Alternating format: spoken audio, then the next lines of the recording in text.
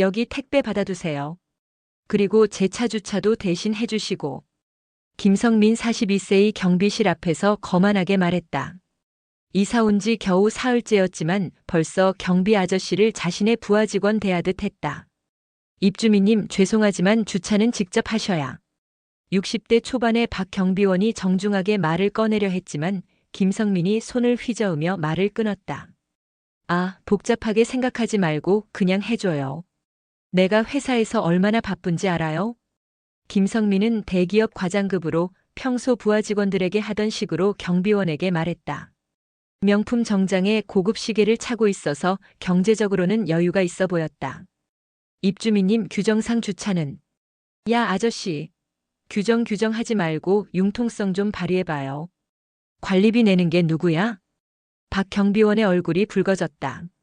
30년간 이 일을 해오면서 이렇게 무례한 입주민은 처음이었다. 이때 백이동에 사는 이주부가 택배를 받으러 경비실에 왔다가 이 상황을 목격했다. 어머, 저분이 새로 이사 오신 분이군요? 이주부가 박 경비원에게 작은 목소리로 물었다.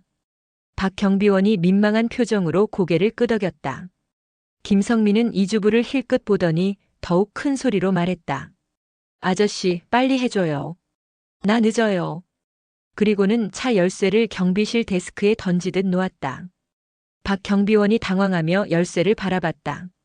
입주민님 정말 죄송하지만 주차 대행은 저희 업무가 아니에요. 다른 입주민분들도. 다른 입주민들은 나랑 다르다고. 나 김성민 과장이야. 그룹 아시죠? 내가 누군지 알고 말해요. 김성민이 명함을 휘두르며 자랑했다. 하지만 박 경비원은 여전히 난감한 표정이었다. 그래도 규정은 규정이라서. 아휴 답답하네. 그럼 관리사무소에 얘기해서 당신 자르게 만들어줄까? 순간 경비실이 조용해졌다. 이주부의 얼굴도 굳어졌다. 박 경비원은 30년 동안 성실히 일해온 베테랑이었고 단지 내에서 존경받는 인물이었다. 김 과장님. 이주부가 조심스럽게 끼어들었다. 경비 아저씨는 규정대로 말씀하시는 거예요. 주차는 원래 본인이. 아주머니도 상관없는 일에 끼어들지 마세요. 이건 나와 경비 간의 문제야. 김성민이 이주부에게까지 무례하게 굴었다. 이주부의 눈썹이 꿈틀거렸다. 박 경비원이 깊은 한숨을 쉬며 말했다. 알겠습니다. 이번만. 그래, 처음부터 그렇게 하지. 앞으로도 잘 부탁해요. 김성민이 만족스러운 표정으로 경비실을 나섰다.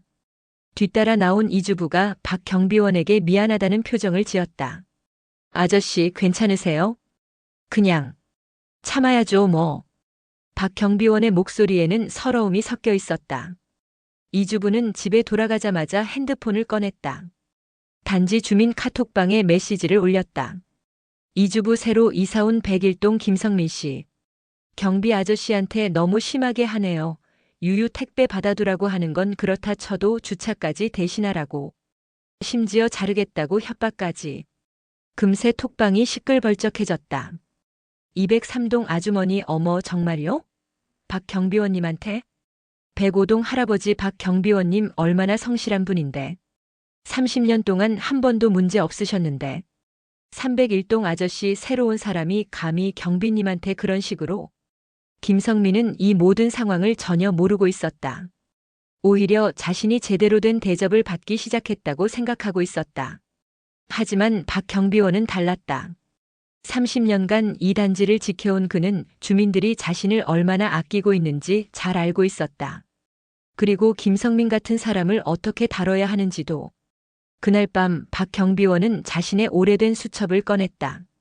30년간 쌓아온 인맥과 정보들이 빼곡히 적혀 있었다. 그 중에서도 특별한 페이지가 있었다. 아파트 관리 규정 위반 처리 방법. 박 경비원이 조용히 미소를 지었다. 김성민이 첫날부터 얼마나 많은 규정을 어겼는지 그는 정확히 기록하고 있었던 것이다. 다음 날 아침 김성민은 여전히 거만한 태도로 경비실에 나타났다. 아저씨, 오늘도 주차 부탁해요. 그리고 택배 오면 집 앞까지 가져다 주고. 하지만 이번에는 박 경비원의 반응이 달랐다. 김 과장님 잠깐 말씀드릴 게 있는데요. 박 경비원이 차분하게 서류 한 뭉치를 꺼냈다. 이게 뭔데요? 입주민 규정집이에요. 김 과장님이 어제 위반하신 항목들이 좀 있어서. 김성민의 얼굴이 굳어지기 시작했다. 입주민 규정집이요? 그게 뭔 상관이 있어요? 김성민이 짜증 섞인 표정으로 물었다. 하지만 박 경비원은 여전히 차분했다. 김 과장님 여기 좀 보세요. 박 경비원이 규정집을 펼치며 형광펜으로 표시된 부분을 가리켰다. 제3조 입주민 준수사항 -24짐은 지정된 시간 오전 9시 오후 6시에만 반입 가능하며 엘리베이터 사용 시 미리 신고해야 한다. 김 과장님은 어젯밤 8시에 짐을 들여오셨죠? 김성민이 당황했다. 그건 급해서. 그리고 여기요. 박 경비원이 다른 페이지를 넘겼다. 제7조 주차 규정 방문자 주차장에 3시간 이상 주차 시 견인 조치. 김 과장님 차 어제 방문자 구역에 5시간 세워두셨어요. 잠깐, 그건 아직 입주 등록이. 입주 등록은 이사 당일 완료하셔야 합니다. 제1조에 명시되어 있어요. 박 경비원의 목소리는 여전히 정중했지만 뭔가 달랐다. 30년간 쌓인 전문성이 느껴졌다. 김성민이 점점 불안해졌다. 그래서 뭘 어쩌자는 거예요? 규정 위반 시에는 경고 조치 후 3회 누적되면 관리사무소에 신고해야 합니다. 박 경비원이 빨간 도장을 꺼냈다. 어제 3건 위반이니까. 바로 신고 대상이시네요. 뭐라고? 김성민이 벌떡 일어났다. 아저씨, 뭔 소리야? 그런 세세한 규정까지. 김 과장님이 어제 하신 말씀 기억하세요? 규정하지 말고 융통성을 발휘하라고 하셨죠? 박 경비원이 조용히 웃었다. 그런데 규정을 모르면 융통성도 발휘할 수 없잖아요. 이때 또 다른 입주민이 경비실에 들어왔다. 301동에 사는 김 교수였다. 박 경비원님 안녕하세요. 무슨 일이시죠? 김 교수가 분위기를 파악하며 물었다. 김성민이 급하게 끼어들었다. 아, 교수님. 저는 새로 이사온 101동 김성민입니다. 지금 이경비가 저한테. 잠깐만요. 김 교수가 김성민을 제지했다. 경비? 박 경비원님한테 그런 식으로 말씀하시는 건가요? 네. 여기 계신 분은 2단지 30년 베테랑이세요. 존댓말 정도는 해야죠. 김 교수의 날카로운 지적에 김성민이 당황했다. 박 경비원이 김 교수에게 상황을 설명했다. 교수님, 새 입주민분이 규정을 좀 위반하셔서 안내를 드리고 있었어요. 김 교수가 규정집을 훑어보더니 고개를 저었다. 이거 심각하네요. 이사 첫날에 이렇게 많이. 교수님, 저도 몰랐던 거예요. 너무 세세한 규정들이라. 세세하다고요? 김 교수가 어이없다는 표정을 지었다. 이 정도는 기본 상식이에요. 다른 입주민들은 다 지키고 있는데. 이때 이주부도 택배를 찾으러 왔다가 상황에 끼어들었다. 어머, 무슨 일이세요? 김 교수가 상황을 설명해 주자 이주부의 표정이 차갑게 변했다. 아, 어제 그 일로. 어제 무슨 일? 김 교수가 궁금해하자 이주부가 어제 있었던 일을 자세히 설명했다. 택배 받아놓으라고. 주차 대신하라고. 심지어 자르겠다고 협박까지. 김 교수의 목소리가 점점 높아졌다. 그건 제가 급해서. 급하면 다른 사람한테 무례해도 되는 건가요? 김성민이 변명할 틈도 없이 상황이 악화되었다. 박 경비원이 차분히 말했다. 김 과장님, 이제라도 규정을 제대로 숙지하시고. 아니, 아저씨. 지금 나한테 훈계하는 거야? 김성민이 다시 버럭 소리를 질렀다. 내가 누구인지 알아? 그룹 과장이야. 당신 월급보다 내가 한 달에 쓰는 돈이 더 많다고. 순간 경비실이 조용해졌다. 김 교수와 이주부의 얼굴이 싸늘하게 변했다. 지금 뭐라고 하셨죠? 김 교수가 차갑게 물었다. 내 말 못 들었어요? 내가 경비 따위보다. 따위? 이번에는 이주부가 나섰다. 김성민 씨, 지금 박 경비원님을 뭐라고 하신 거예요? 김성민은 이미 흥분해서 정신이 없었다. 사실을 말한 거죠. 경비는 경비고 나는 대기업 과장이라고. 박 경비원이 조용히 핸드폰을 꺼냈다. 김 과장님, 지금 하시는 말씀들 녹음되고 있는데 괜찮으실까요? 뭐? 녹음? 근무 중 발생하는 모든 대화는 보안상 녹음됩니다. 관리사무소 규정이에요. 김성민의 얼굴이 새하얗게 변했다. 그건 김 교수가 고개를 저으며 말했다. 김성민 씨, 지금까지 하신 말과 행동. 단지 주민 모두가 알게 될 거예요. 교수님, 그게 무슨. 우리 단지에는 주민자치회가 있어요. 이런 문제는 당연히 회의 안건으로 올라가죠. 이주부가 스마트폰을 꺼내며 말했다. 벌써 주민 톡방에서 난리예요. 어제 일부터 지금까지. 김성민이 급하게 이주부 핸드폰을 보려고 했지만 이주부가 피했다. 박 경비원이 마지막으로 말했다. 김 과장님 30년 동안 이 일을 해오면서 이런 분은 처음이에요. 그리고 서류를 정리하며 조용히 덧붙였다. 규정 위반 건은 관리사무소에 보고하겠습니다. 그리고 오늘 있었던 일도. 김성민이 뒤늦게 상황의 심각성을 깨달았다. 아니에요. 제가 잘못했어요. 하지만 이미 늦었다. 김 교수와 이주부의 차가운 시선, 그리고 박 경비원의 단호한 태도. 30년 베테랑의 첫 번째 반격이 시작된 것이다. 그날 오후 단지 주민 카톡방은 그야말로 폭발했다. 이주부 김성민 진짜 너무했어요. 유유박 경비원님한테 경비 따위라고. 김 교수 30년 성실히 일하신 분한테 어떻게 저런 말을. 203동 아주머니 헐 진짜로 그런 말 했어요? 105동 할아버지 요즘 젊은 것들 버릇이. 월급 많이 받는다고 사람을 무시해도 되나? 메시지들이 쉴 새 없이 올라왔다. 평소 조용하던 톡방이 하루 종일 시끌벅적했다. 김성민은 집에 돌아와서 아내에게 하소연했다. 하지만 아내 박미경도 상황을 듣고는 고개를 저었다. 여보, 그런 식으로 말하면 안 되지. 경비 아저씨도 나름 직업인인데. 당신도 남편 편을 안 들어?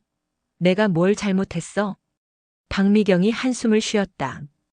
평소에도 남편이 다른 사람들을 무시하는 경향이 있다는 걸 알고 있었지만 이 정도일 줄은 몰랐다.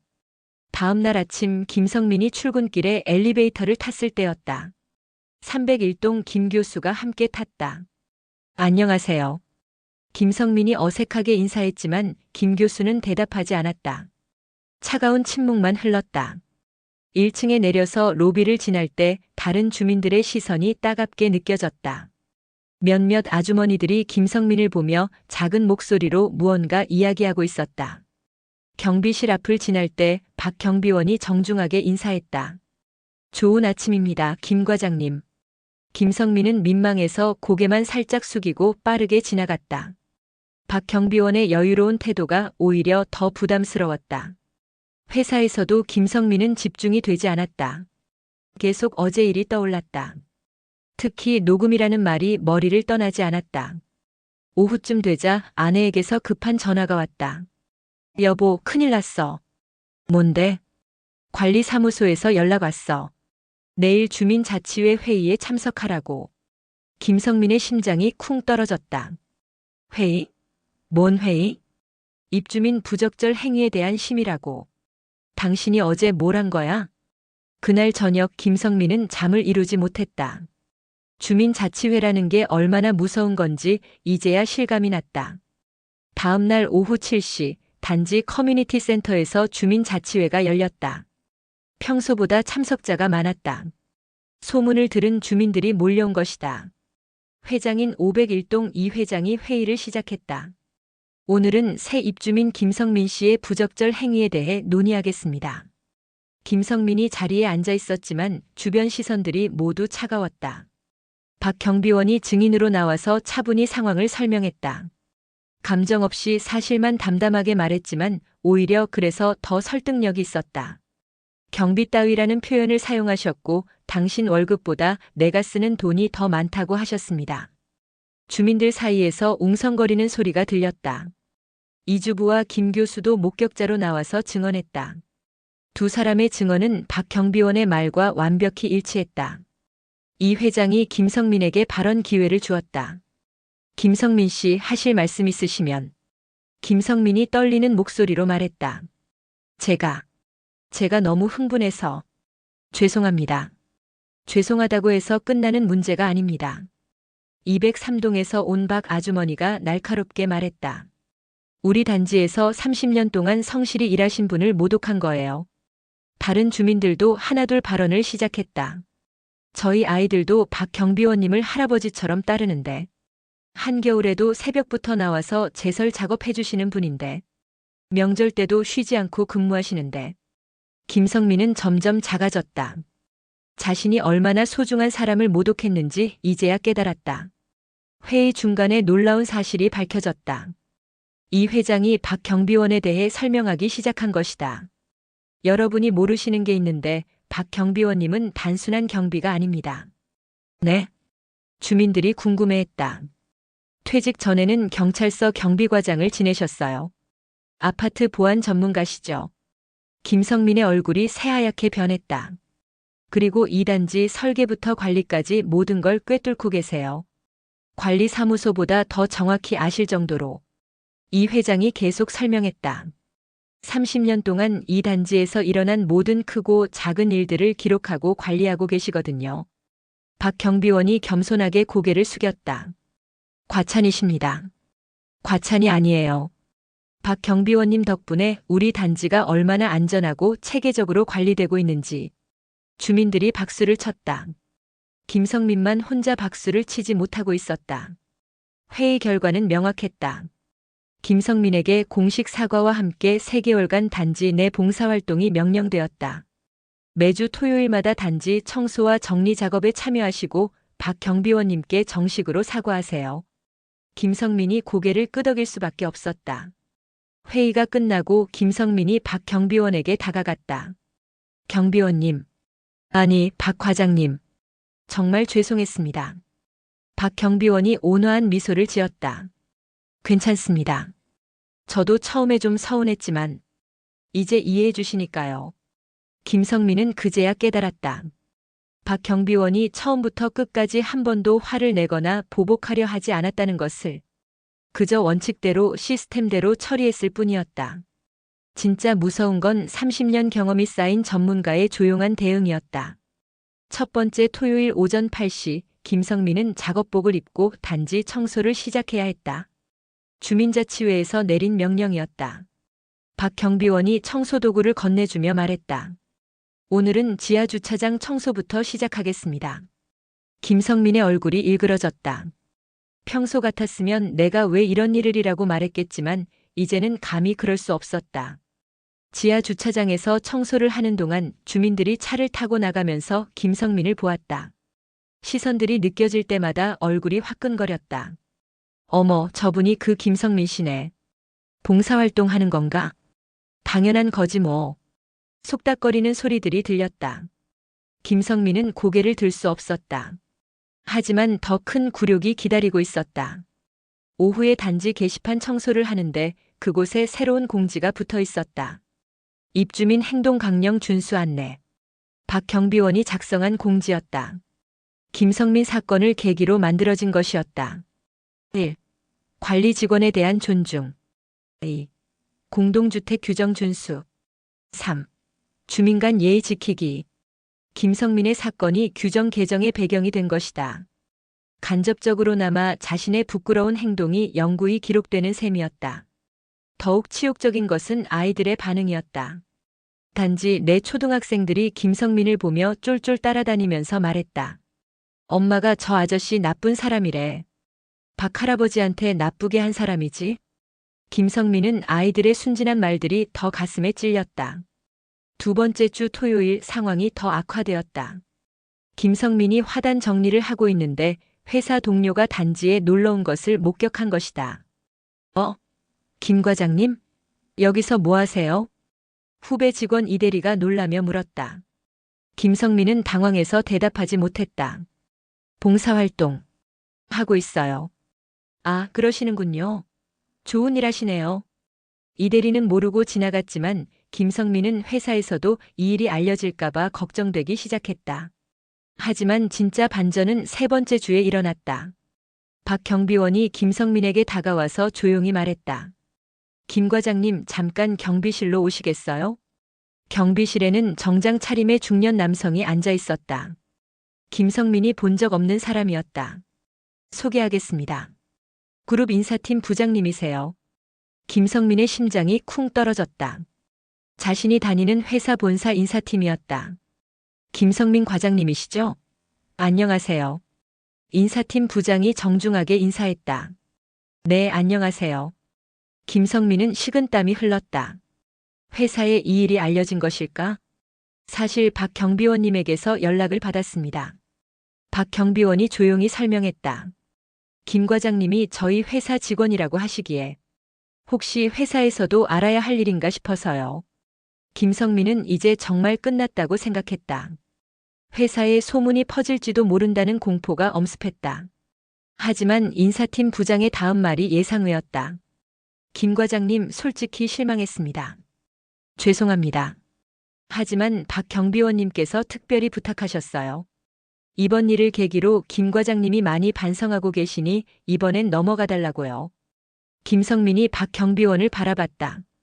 박 경비원은 온화한 표정으로 미소를 짓고 있었다. 대신 조건이 있습니다.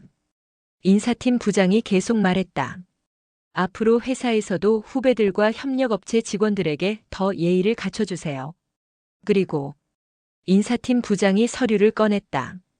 다음 달부터 사회공헌팀으로 발령납니다. 회사 봉사활동 프로그램을 담당하시게 될 거예요.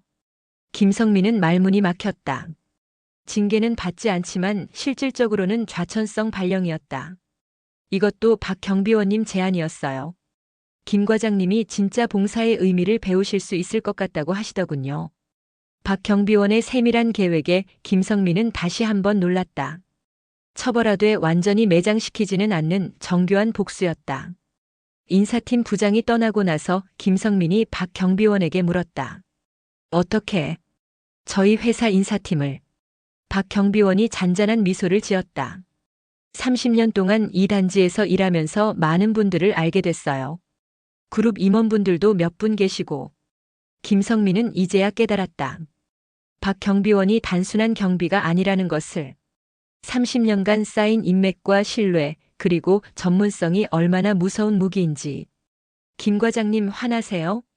박 경비원이 조심스럽게 물었다. 김성민이 고개를 저었다. 아니에요. 오히려 저를 완전히 망치실 수도 있었는데. 그럴 생각은 없었어요. 다만 배우셨으면 했을 뿐이죠. 박 경비원의 말에 김성민은 진심으로 고개를 숙였다. 3개월간의 봉사활동이 끝나갈 무렵 김성민은 완전히 다른 사람이 되어 있었다. 매주 토요일마다 단지 청소를 하면서 주민들과 자연스럽게 인사하게 됐고 아이들도 이제는 김 아저씨라고 반갑게 불렀다.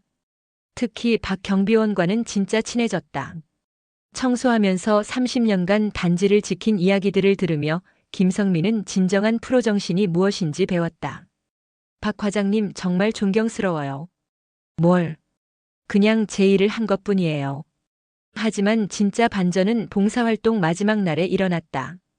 그날도 김성민이 단지 화단을 정리하고 있는데 검은색 고급 세단 몇 대가 단지로 들어왔다. 뒷자리에 정장 차림의 중년 남성이 타고 있었다. 차에서 내린 남성이 박 경비원에게 정중하게 인사했다. 박 과장님 오랜만입니다. 어머 사장님, 어쩐 일로? 김성민이 궁금해서 귀를 기울였다. 사장님이라니? 이번에 새 아파트 단지 경비 시스템 구축하는데 박 과장님 자문 좀 구하고 싶어서요. 아, 그 일로. 남성이 명함을 건넸다. 거기에는 보안 대표이사라고 적혀 있었다. 김성민의 눈이 커졌다. 보안은 국내 최대 보안업체였다. 박 과장님이 설계하신 이 단지 시스템이 업계에서 모범 사례거든요. 새 프로젝트도 부탁드리고 싶고. 감사하지만 전 이제 나이가. 아니에요. 박 과장님만한 전문가가 어디 있어요? 자물쇠도 넉넉히 드릴게요. 김성민은 입이 떡 벌어졌다. 박 경비원이 단순한 경비가 아니라 보안 분야의 전문가였다는 것을 이제야 완전히 깨달았다. 대표이사가 떠나고 나서 김성민이 박 경비원에게 다가갔다. 박 과장님, 정말 대단하시네요.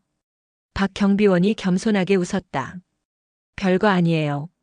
그냥 오랫동안 한 일이라. 아니에요. 제가 얼마나 무식했는지. 정말 죄송했어요. 이때 또 다른 깜짝 소식이 들렸다. 단지 주민 톡방에 올라온 메시지였다.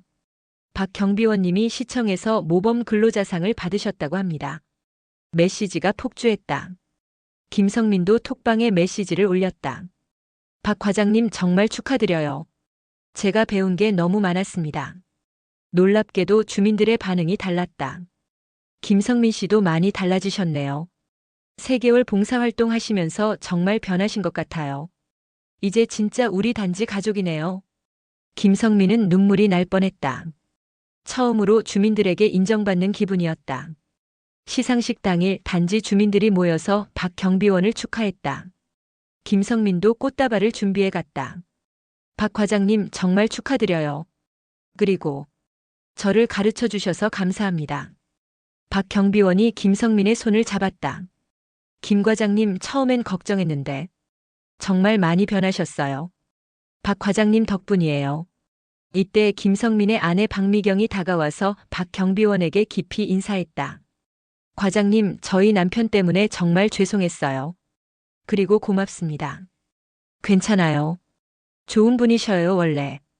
박 경비원의 말에 김성민 부부가 감동했다.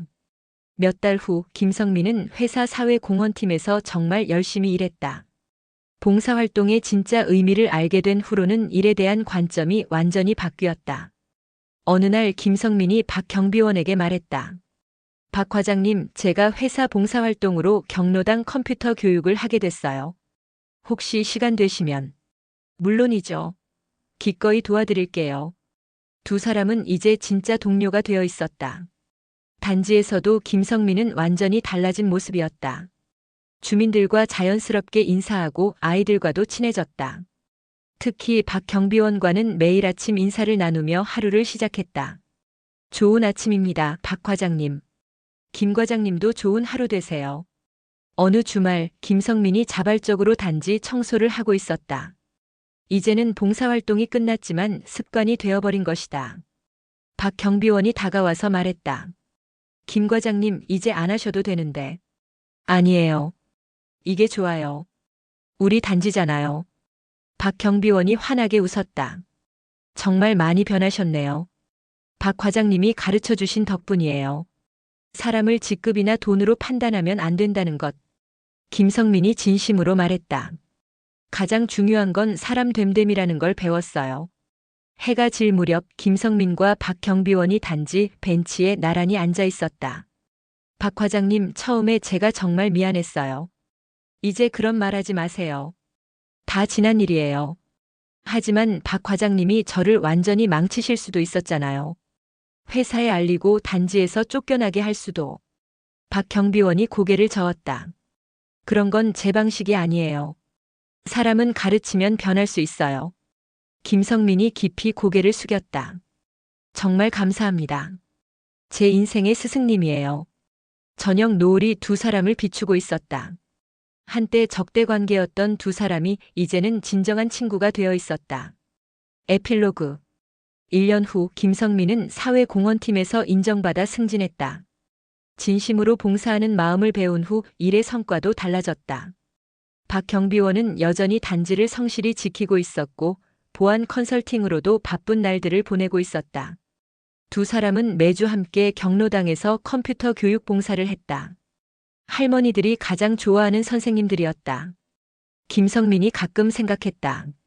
만약 그때 박 경비원을 계속 무시했다면 어땠을까? 아마 평생 이런 소중한 인연도 깨달음도 얻지 못했을 것이다. 돈과 지위는 사람을 높여주지만 인격은 스스로 만드는 것이다. 진짜 승자는 끝까지 품격을 잃지 않은 박 경비원이었다.